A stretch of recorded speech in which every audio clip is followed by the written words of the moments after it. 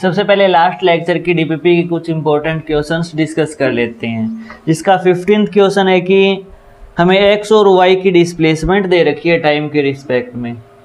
जैसे x is equal to 60 है और y is equal to 80 minus 5t square है, और हमसे पूछ लिया कि इनिशियल वेलोसिटी बताओ पार्टिकल की क्या होगी, कि जब हमने प्रोजेक्टाइल को प्रोजेक्ट किया उस टाइम उसकी क्या वेलोसिटी थी। तो x डायरेक्शन की वेलोसिटी के लिए हम इसका डिफरेंशिएशन करेंगे टाइम के रिस्पेक्ट में, तो 6 आ जाएगी कि 6i कैप।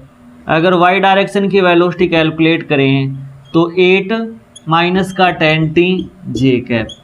बट बात जब इनिशियल वेलोसिटी की होगी तो ux की वैल्यू तो 6i कैप रहेगी और uy की वैल्यू क्या होगी, t की वैल्यू हम यहाँ पर 0 पुट करेंगे तो आंसर आ जाएगा हमारा 8j कैप।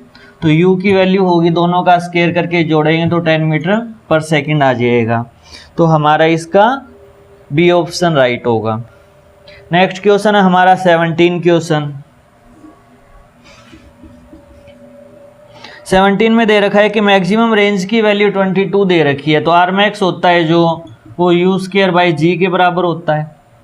और फिर हमसे पूछ लिया कि अगर उस प्रोजेक्टाइल को अगर हम 15 डिग्री एंगल पे फेंकते हॉरिजॉन्टल के साथ तो रेंज क्या होती, यानी हमसे r is equal to u square by g into sine 30 degree पूछ लिया। ये r मैक्स है 22 और हमसे r 15 डिग्री पे पूछ लिया, साइन 2 थीटा मतलब 30 डिग्री हमें वैल्यू पुट करनी है। तो एक तो तरीका इनका ये होता है कि आप हमेशा इन चीज़ों को डिवाइड कर दो कि 22 is equal to u square by g. यहाँ पे तो कैलकुलेशन आसान है तो इसकी जगह ये वैल्यू भी पुट कर सकते हो, बट कई बार हमें r max r theta 1 theta 2 की फॉर्म में पूछ लिया जाता है, तो आप हमेशा ये करना कि दोनों चीज़ों को आप डिवाइड कर दो। दोनों को डिवाइड करोगे तो ये तो कैंसिल हो ही जाएगा, कितना बचेगा r बाई 22 is equal to sine 30 degree का मतलब 1/2, तो r की वैल्यू 11 आ जाएगी। तो डी ऑप्शन इसका राइट होगा।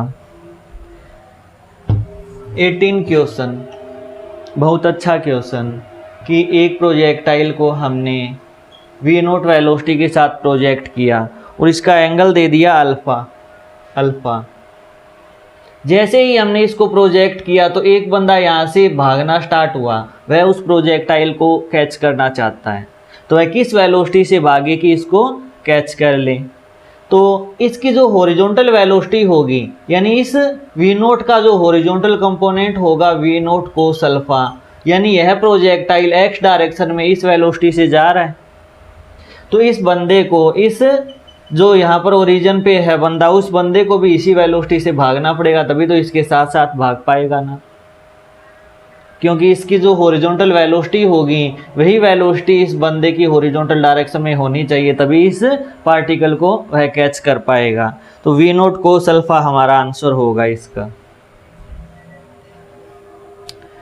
20 नंबर क्वेश्चन, इसमें दे रखा है कि 15 डिग्री पे रेंज हमारी 1.5 किलोमीटर है, तो 45 डिग्री पे बताओ कितनी रेंज होगी।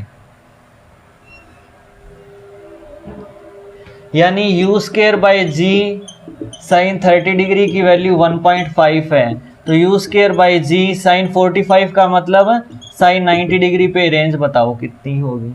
तो आप क्या करोगे, डिवाइड कर दो, ये तो कैंसिल हो ही गया, ये दो वैल्यू हमारी नॉन है, आर की वैल्यू हमारी आ जाएगी जस्ट डबल इसकी 3 किलोमीटर आ जाएगी। कैलकुलेट करके देख लेना आप।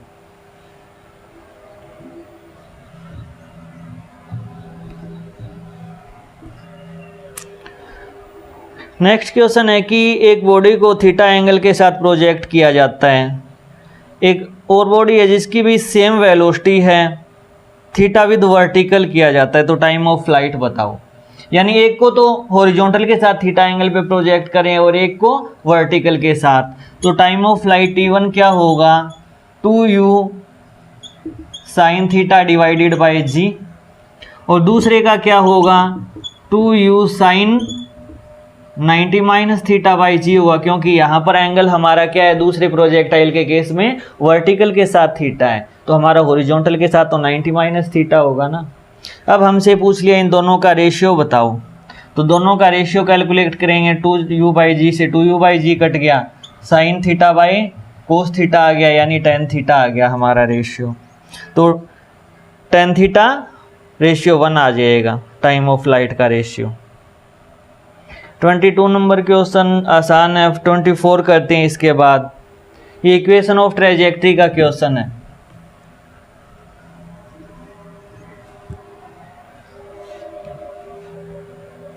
कि y is equal to √3x minus का gx²/2 और हमसे पूछ लिया कि एंगल ऑफ प्रोजेक्शन बताओ। तो जब हमने इक्वेशन ऑफ ट्रेजेक्ट्री पढ़ा था तो x के साथ tan थीटा था ना। अगर उस इक्वेशन को कंपेयर किया जाए तो tan थीटा की वैल्यू √3 है, यानी थीटा हमारा 60 डिग्री होगा।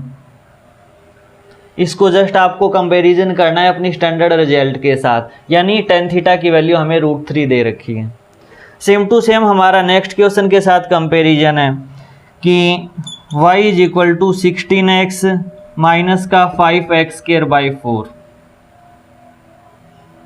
तो अगर इसको और ज़्यादा ब्रीफ फॉर्म में लिखें तो हम क्या करेंगे, ये जो चीज़ है इसको हम कॉमन लेते हैं कि 60x हमने कॉमन ले लिया कि 1 minus x divided by r की टर्म रहती है ना। तो यहाँ पर देखते हैं क्या रहेगा। हमने अगर 16x कॉमन लिया है 5x²/4 से, तो 1/16x नीचे की तरफ आएगा, x से तो एक x कैंसिल हो जाएगा, तो हमारा ये रह जाएगा कि 16x 1 minus x divided by 4 into 16 64 divided by 5 नीचे ले आते हैं हम। 16 इंटू 4 64 और ये 5 हम डिनोमिनेटर के नीचे ही लेके चले जाते हैं। तो ये हमारी वो टर्म बन गई ना कि x tan theta into 1 minus x by r, यानी ये हमारी रेंज होगी। हमें कंपैरिजन से पता चलेगा, यानी हमारा आंसर 64/5 आ जाएगा। इसके बाद हम 29 नंबर क्वेश्चन को डिस्कस करेंगे। 29 नंबर में हमें ये दे रखा है कि एक प्रोजेक्टाइल को 15 डिग्री से हमने प्रोजेक्ट किया जिसकी रेंज R1 आई। एक प्रोजेक्टाइल को हमने 45 डिग्री से प्रोजेक्ट किया जिसकी रेंज R2 आई। तो ये बताओ कौन सी रेंज बड़ी होगी। तो एक तो दिमाग डायरेक्ट चलता है कि सर 45 डिग्री वाली रेंज तो हमेशा ही मैक्सिमम होती है, ये हमारा आंसर होगा कि R2 is greater than R1। But इसने ये तो नहीं कहा ना कि दोनों प्रोजेक्टाइल सेम वेलोसिटी से प्रोजेक्ट किए जाते हैं। इसकी प्रोजेक्शन वेलोसिटी मान लो 100 मीटर पर सेकंड है, इसकी मान लो 2 मीटर पर सेकंड है। तो रेंज तो हमारी U² पे भी तो डिपेंड कर रही है ना। यानी हमें इन्फॉर्मेशन गिवन नहीं है, प्रॉपर इन्फॉर्मेशन गिवन नहीं है कि हम इनके बीच में ये पता लगा सकें कि कौन सी रेंज बड़ी है और कौन सी रेंज छोटी है। सिर्फ और सिर्फ एंगल को देखकर हम नहीं बता सकते कि कौन सी रेंज ज़्यादा होगी। तो इसका डी ऑप्शन हमारा राइट होगा। नेक्स्ट है 32। Time of flight 10 second, range इतनी दे रखी है, मैक्सिमम हाइट बताओ कितनी होगी। ये कैलकुलेशन वाला क्वेश्चन है। एक तो इसकी ये होती है कि डायरेक्ट आप रिजल्ट भी रट लो, अदरवाइज आप इसको सॉल्व करके भी देख सकते हो कि t की वैल्यू हमें 10 सेकंड दे रखी है, रेंज की वैल्यू हमें 500 मीटर दे रखी है और हमसे h पूछ लिया कि h मैक्स कितना होगा। हमें 2u sine theta divided by g की वैल्यू दे रखी है 10। हमें 2u square sine theta cos theta divided by g दे रखा है 500 और हमें पता क्या करना है, u square sine square theta divided by g की वैल्यू पता करनी है कि कितनी होगी। ये चीज़ हमें फाइंड करनी है। तो आप क्या करो कि एक बार तो इसका स्क्वायर करके देख लो, क्योंकि हमें u स्क्वायर चाहिए, इस साइड भी u स्क्वायर है तो कॉमन लेने में आसानी हो जाएगी। तो हम इसका अगर स्क्वायर करते हैं, टाइम का स्क्वायर करते हैं तो क्या होगा, 4u square sine square theta divided by g का स्क्वायर हमारा 100 आ गया। और इस साइड क्या है, और ये हमारी h की वैल्यू है ना। वैसे इसमें सेकंड इन्फॉर्मेशन की हमें ज़रूरत भी नहीं है, रेंज की ज़रूरत भी नहीं है, ज़्यादा कॉम्प्लिकेटेड केस होगा। हमें क्या चाहिए कि हाइट चाहिए, u square sine square theta by g चाहिए ना। और हमारे पास u square sine square theta किसके बराबर आ गया, sine square theta is equal to, ये अगर कट करेंगे तो ये 25 आएगा ना। तो 25 g स्क्वायर आ गया। तो हाइट की वैल्यू कितनी आ जाएगी, इसकी वैल्यू हमें पता है 25 जी स्क्वायर है, डिवाइडेड बाई जी करेंगे तो 25 जी का मतलब 250 मीटर आ जाएगी। तो ये हमारा आंसर आ जाएगा। सॉरी, ये हाइट होता है you square sine square theta by 2g होता है। You square sine square theta by 2g का मतलब 125 मीटर आ जाएगा। तो ये आंसर आ जाएगा। हमें जो रेंज की वैल्यू दे रखी है ये ऐसे ही पजल करने के लिए दे रखी है। और लास्ट क्वेश्चन हमारा 30 डिग्री पे 40 की स्पीड से हमने प्रोजेक्ट किया है। हॉरिजॉन्टल के साथ 2 सेकंड के बाद कितना एंगल होगा।